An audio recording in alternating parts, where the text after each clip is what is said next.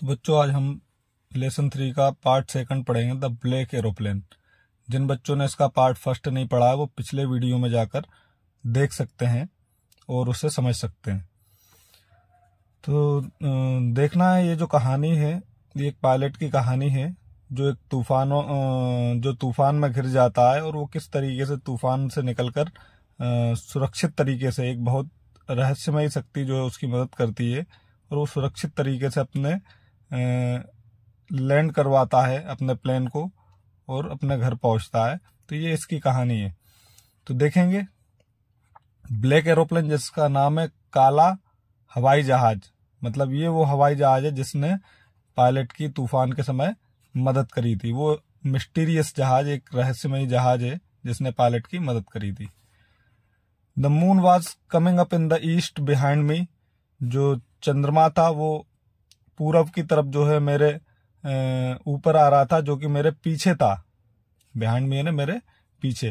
तो जो चंद्रमा था वो पूर्व दिशा में ऊपर की तरफ आ रहा था, यानी कि शाम का समय हो रहा था और जो उसके पीछे की तरफ उसे दिखाई दे रहा था, मतलब कि जो पायलट है वो ईस्ट दिशा में देख रहा था, पीछे की तरफ देख रहा था, तो उसका प्लेन जो है वो वेस्ट दिशा में, पश्चिम की दिशा में आगे की तरफ जा रहा था। And stars were shining in the clear sky, और जो तारे थे वो भी आसमान में उसे साफ साफ चमकते हुए नजर आ रहे थे। अबव मी यानी मेरे ऊपर, पायलट को अपने ऊपर आसमान साफ दिखाई दे रहा था जिसमें कि तारे भी चमक रहे थे। There wasn't a cloud in the sky, यहाँ पर किसी भी प्रकार का कोई बादल नहीं था स्काई ने, आसमान में। I was happy to be alone high up above the sleeping countryside, और मैं भी बहुत खुश था अकेले हाई अप ने ऊपर की तरफ उड़ रहा था। Above the sleeping country side, ग्रामीण क्षेत्रों में जहां पर कि लोग रात के समय, शाम के समय जो है वो सोना चालू कर रहे थे या सो रहे थे। I was flying my old Dakota, और मैं क्या कर रहा था उस समय जब वो लोग सो रहे थे, तब मैं अपने पुराने डकोटा प्लेन को उड़ा रहा था over France back to England. और वो प्लेन जो कहाँ उड़ रहा था, फ्रांस में उड़ रहा था, कंट्री साइड है ना, ग्रामीण क्षेत्रों के ऊपर। और वो कहाँ पे जा रहा था, बैक टू इंग्लैंड। वो जो पायलट है वो इंग्लैंड जा रहा था अपने घर पे, यानी कि रास्ते में उसे फ्रांस मिल रहा था और वो उसे जाना कहाँ था, इंग्लैंड जाना था उस पायलट को। I was dreaming of my holiday and looking forward to being with my family, मैं जो हूँ सपने देख रहा था अपनी छुट्टियों के बारे में। एंड लुकिंग फॉरवर्ड, और आगे की तरफ देख रहा था, to being with my family, कि मैं कुछ घंटों के बाद अपने परिवार के साथ में इंग्लैंड में होऊंगा। I looked at my watch, तभी मैंने अपनी घड़ी की तरफ देखा। 1:30 इन द मॉर्निंग, सुबह के 1:30 बज चुके थे, यानी कि आधी रात से ज्यादा समय गुजर चुका था। I should call Paris control soon, मुझे पेरिस कंट्रोल रूम को जल्दी ही संपर्क करना चाहिए, ये वो जो है पायलट सोचता है। आई थॉट, मैंने विचार किया। As I looked down past the nose of the aeroplane, जैसे ही मैंने नीचे की तरफ देखा तो जो एरोप्लेन की नाक थी, यानी कि आगे का हिस्सा जो था, आई सा the light of a big city in front of me, तो उस तरफ मुझे देखने पर लाइट का एक बड़ा सा हिस्सा दिखाई दिया, प्रकाश का एक बड़ा सा स्रोत दिखाई दिया। इन फ्रंट ऑफ मी यानी मेरे सामने, यानी कि वहां पर कोई बड़ी सिटी आ चुकी थी। I switched on the radio and said, तभी मैंने जो है रेडियो के स्विच को ऑन किया और रेडियो पे बोला, Paris control Dakota DS 088 here, can you hear me, I am on my way to England over. उसके बाद जो पायलट था उसने कंट्रोल रूम से संपर्क किया और उसने कहा, पेरिस कंट्रोल, जिस कंट्रोल रूम से वो संपर्क कर रहा है वहां का, वो जो है पेरिस के कंट्रोल रूम से संपर्क कर रहा है, इसलिए वहां पे पेरिस कंट्रोल बोला। उसने अपने एरोप्लेन का नाम बताया, डकोटा DS 088 हेयर, ये जो डकोटा DS 088 है ये यहाँ पर है आपके पेरिस के ऊपर। कैन यू हियर मी, क्या तुम मुझे सुन सकते हो। I am on my way to England, मैं अपने इंग्लैंड जाने के रास्ते में हूं। ओवर जब कहा जाता है जब आप अपनी बात खत्म कर देते हो। The voice from the radio answered me immediately, तभी वहां से जो आवाज आई रेडियो से, उसने तुरंत मुझे, तत्काल जो है मुझे जवाब दिया। DS-088 I can hear you. उसने उसके प्लेन का नाम लिया कि DS-088 मैं तुम्हें सुन सकता हूँ। You ought to turn 12 degree west now DS-088 over. उसने कहा कि तुम्हें जो है 12 डिग्री वेस्ट की तरफ, पश्चिम की तरफ जो है थोड़ा घूम जाना चाहिए। DS-088 over. उसने भी अपनी बात खत्म करते हुए ये बात कही उस पायलट से। I checked the map. तभी मैंने मैप को चेक किया, नक्शे को, एंड द कंपास, और जो कंपास होता है दिशा दिखलाने के लिए, उसको चेक किया। Switched over to my second and last fuel tank and turn the Dakota 12 degree. और उसने अपने एरोप्लेन को उसने अपने प्लेन को जो है सेकंड और लास्ट फ्यूल टैंक पर स्विच कर लिया। मतलब उसका जो है फ्यूल भी खत्म होने की तरफ आ रहा था, इसीलिए उसने सेकंड और लास्ट फ्यूल पर अपने प्लेन को स्विच कर लिया है, उस पर डाल दिया। And turn the Dakota. और उसके बाद उसने अपने डकोटा प्लेन को 12 डिग्री जो है वेस्ट की तरफ, इंग्लैंड की तरफ जो उसने घुमा दिया। I will be in time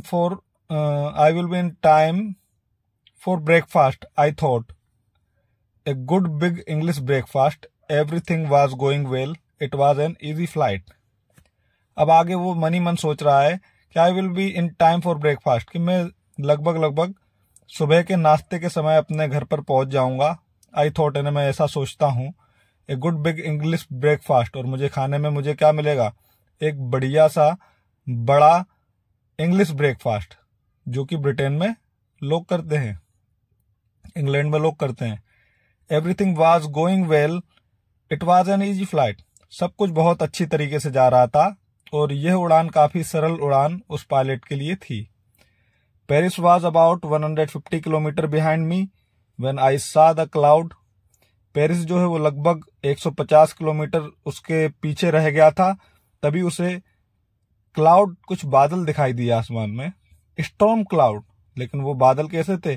तूफानी बादल थे। दे वर ह्यूज, वो देखने में काफी बड़े लग रहे थे। They looked like black mountains standing in front of me across the sky. और वो ऐसे लग रहे थे जैसे कि कोई बड़े काले पर्वत जो है उसके सामने खड़े हों, अक्रॉस द स्काई ने, उस आसमान में, उस पायलट के सामने। उसे ऐसा लग रहा था उसे देख, उन काले बादलों को देखने पर। I knew I could not fly up and over them. मैं जानता था कि मैं उनके ऊपर से सीधे उड़ के नहीं निकल सकता हूं। And I did not have enough fuel to fly around them to the north और साउथ। और मेरे पास पर्याप्त ईंधन भी नहीं है कि मैं उनके नॉर्थ या साइड से उस काले तूफान भरे बादल को साइड में करके या उसके बगल से निकल के जा सकूं। उसके टैंक में सिर्फ इतना ही फ्यूल था कि वो सिर्फ सीधे ही जा सकता था, ना कि उन बादलों से घूमकर इधर से अगल बगल से निकल के नहीं जा सकता था। इतना फ्यूल उसके पास नहीं था। I ought to go back to Paris I thought. मुझे पेरिस की तरफ जाना पड़ेगा, ऐसा मैंने विचार किया। But I wanted to get home, लेकिन मैं, या मेरा जो मन है वो चाहता था कि मैं घर की तरफ जाऊं। आई वॉन्टेड दैट ब्रेकफास्ट, क्योंकि मुझे वो ब्रेकफास्ट अपने परिवार के साथ करना था, सुबह का नाश्ता जिसका वो सपना देख रहा था। I will take the risk, इसके लिए मैं क्या लूंगा? रिस्क भी लूंगा। I thought and flew that old Dakota straight into the storm. मैंने सोचा और मैंने ये निर्णय लिया कि मैं अपने पुराने डकोटा प्लेन को सीधे तूफान के बीच में से होके निकालूंगा, और ये रिस्क जो है मैं लूंगा। Inside the clouds everything was suddenly black. जैसे ही उसका प्लेन उन बादलों के अंदर घुसा पायलट का, सब कुछ जो है वो अचानक से काला हो गया, क्योंकि वो तूफानी बादल थे काले कलर के, जिससे कि उसे अगल बगल में सब कुछ अपने काले दिख रहा था, आगे सामने कुछ भी नहीं दिखाई दे रहा था। It was impossible to see anything outside the aeroplane. और ये लगभग असंभव था कि उसे एरोप्लेन से बाहर कुछ भी दिख जाए। The old aeroplane jumped and twisted in the air. जो उसका पुराना डकोटा एरोप्लेन था, अब वो हवाओं में, तूफानी हवाओं में ऊपर नीचे उछल रहा था और टेढ़ा मेढ़ा हो रहा था। I looked at the compass. तभी मैंने कंपास की तरफ देखा जो कि दिशाओं को बतलाता है। कंपास एक मशीन है जो कि दिशाओं को दिखलाने का काम करती है। आई कुडंट बिलीव, मुझे विश्वास नहीं हुआ। क्या विश्वास नहीं हुआ? माई आइज, मेरी आंखों पर मुझे विश्वास नहीं हुआ।